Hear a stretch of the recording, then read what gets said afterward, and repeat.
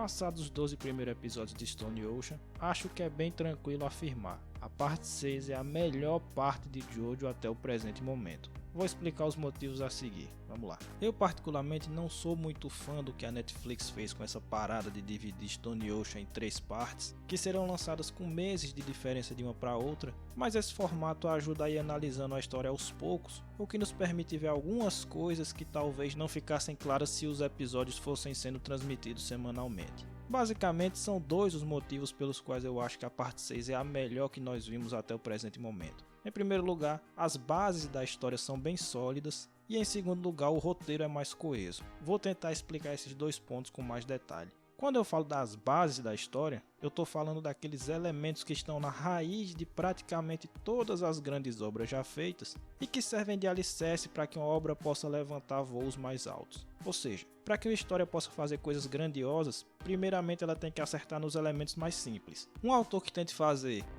personagens muito complexos, ou construir um mundo muito variado, ou colocar temas políticos e sociais na obra, ou qualquer coisa nesse sentido, mas que falhe em fazer as coisas mais básicas, provavelmente fará aquilo que nós chamamos de obra pretensiosa, que nada mais é que aquela obra que tenta fazer tudo, mas que não consegue fazer nem o básico. As principais bases nas quais uma história geralmente se apoia são os personagens, principalmente o protagonista e o vilão, e o conflito que é construído pelo enredo. Toda a história é a história de alguém que está tentando fazer alguma coisa, e é por isso que esses dois elementos estão no princípio de tudo. O alguém é o personagem, e o que ele está tentando fazer, e que é impedido por algum elemento, por algum imprevisto, é o conflito. Se o leitor não se importar com os personagens envolvidos, ou não ligar para o conflito pelo qual eles passam ao longo da obra, ele provavelmente não ficará engajado em continuar a leitura e rapidamente abandonará a história. Muito bem. No que diz respeito a essa primeira base, que são os personagens, eu creio poder dizer que Stone Ocean acerta mais que as partes anteriores de Jojo. Sobre a Jolyne eu já falei em vídeo anterior aqui no canal, mas acho que vale abordar novamente esse ponto. A Jolyne funciona perfeitamente bem como a protagonista de Jojo,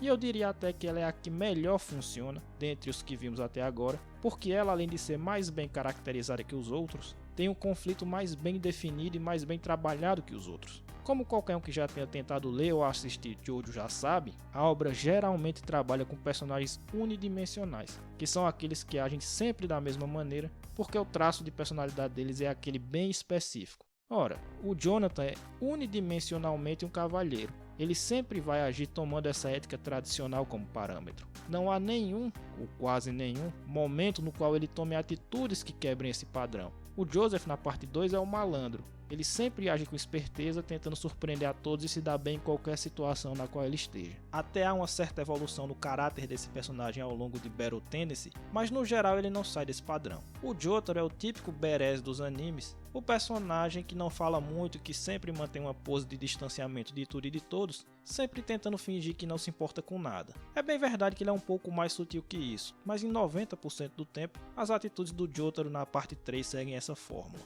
Já a Jolyne não é assim. Desde os primeiros episódios ela se coloca claramente como uma personagem de mais de uma dimensão, ou seja, no mínimo bidimensional. Ou seja, ela não tem um único padrão de comportamento na série. Ela às vezes está mais descontraída, às vezes mais séria. Às vezes ela tem medo e se sente desamparada, às vezes ela está no comando da situação e sabe se impor. Às vezes ela demonstra carência. Enfim, é uma personagem com ampla gama de sentimentos e de comportamento que facilitam a identificação de quem lê, porque é mais próxima do que as pessoas são na vida real. Você pode até gostar dos personagens unidimensionais de Jojo, e eu mesmo gosto, mas é muito difícil se identificar com qualquer um deles, porque no mundo real ninguém é unidimensional. Quando você vê uma personagem que é capaz de mostrar várias facetas, porém, é mais fácil de sentir a humanidade dela e assim sentir empatia. Quanto ao conflito, também já abordei em vídeo anterior, mas é basicamente um conflito contra o próprio pai. A Jolyne se sentiu abandonada pelo pai e sempre teve necessidade de receber afeto por parte dele. É um conflito bem real, pelo qual nós somos capazes de sentir empatia, ou porque vivemos esse conflito em nossas próprias vidas, ou porque conhecemos alguém que tenha vivido. Compare com o objetivo do Giorno, por exemplo, de ser um chefe da máfia, ou com o Josuke, que basicamente tinha esse mesmo conflito da Jolyne, mas que foi mal desenvolvido e não era o ponto central da parte 4. Não é difícil de ver que a protagonista da parte 6 é mais bem escrita que os das demais partes. Foi uma personagem na qual o Araki construiu de maneira eficiente as bases, deu a ela uma personalidade e um conflito fortes, e assim tornou fácil fazer com que as pessoas se cativassem por ela. Existe também a questão de ser vítima de uma injustiça, que é o evento que inicia a série. A Jolene começa a história sendo presa, vítima de uma armação. Também com isso é fácil de ter empatia, porque também isso é uma coisa que vemos ocorrer no nosso mundo com uma frequência maior do que gostaríamos. E também porque é fácil simpatizar por alguém que é vítima de uma injustiça, é fácil se colocar ao lado dessa pessoa. Enfim, a Jolene é uma personagem pela qual é muito fácil torcer, porque podemos nos ver, entre aspas, na tela quando assistimos a sua história, o que é mais difícil de ocorrer nas outras partes. A segunda base da história é o roteiro coeso, e acho que Stone Ocean acerta mais aqui que as outras partes de Jojo. Vejamos. A parte 3, Stardust Crusaders, é um grande deserto de ideias. Logo no início, o Araki estabelece o conflito e o objetivo dos personagens. Eles têm que matar o Dio, que está no Egito, para evitar a morte da mãe do Jotaro. Depois disso, existe apenas um corredor enorme de inimigos até a hora da luta final. Não há nenhuma progressão na história, porque não há história para progredir. A parte 3 só tem um mínimo do mínimo de enredo, e tudo que há no meio é meio que uma enrolação.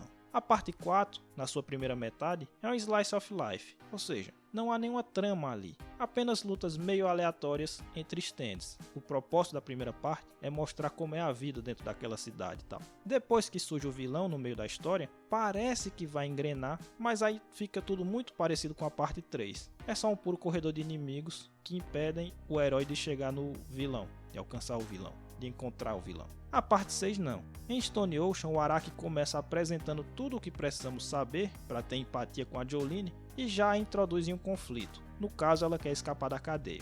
Logo em seguida, ele muda o conflito da história, que passa a ser trazer o Jotaro de volta à vida. Stone Ocean tem sim o corredor de inimigos, como qualquer parte de Jojo depois da 3, mas a diferença é que esse corredor tem um propósito dentro da história maior, ele não é vazio. A luta contra Foo Fighters serve para que a Jolene recupere o disco que contém a alma de seu pai. A luta contra a Mirachon serve para que ela arrume algum dinheiro que ela usará no plano para entregar o disco de stand do Jotaro para a associação que está com o corpo dele. Ou seja, ela tem que usar o dinheiro para subornar o guarda, ela tem que usar o dinheiro para fazer uma série de coisas que permite que ela execute esse plano. E a luta contra o Leng ocorre justamente quando ela está prestes a completar esse pequeno objetivo de recuperar a vida de seu pai. Quando ela está quase chegando lá, o Leng aparece como um obstáculo para impedir isso, como nós já vimos no vídeo passado. Então todas as lutas ocorrem dentro de um contexto muito específico. Elas estão ali para fazer um enredo de Stone Ocean andar para frente. E qual a importância disso, afinal? Isso evita que a obra fique maçante. Eu particularmente acho a parte 3 extremamente chata, justamente porque rapidamente essa dinâmica de uma luta vazia atrás da outra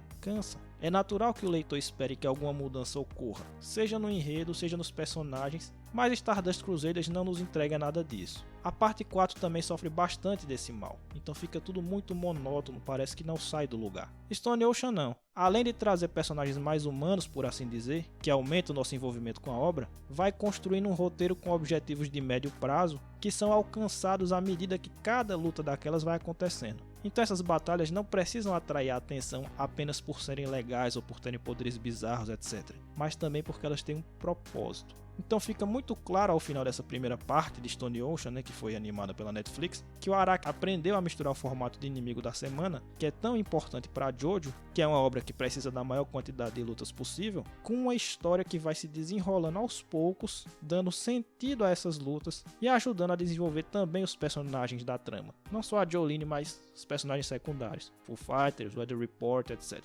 Assim, as duas bases que tornam uma história boa terminam ficando muito mais sólidas do que em partes anteriores dentro da franquia, conforme nós explicamos no início deste vídeo, personagens e enredo. A evolução do autor é nítida na escrita da sua obra. Com isso, espero ter deixado clara qual é a base da minha opinião de que Stone Ocean é a melhor parte animada de Jojo. Espero que você tenha gostado. Se gostou, deixa o like, comenta aí no vídeo, quero saber sua opinião, se inscreve no canal. Muito obrigado, até a próxima.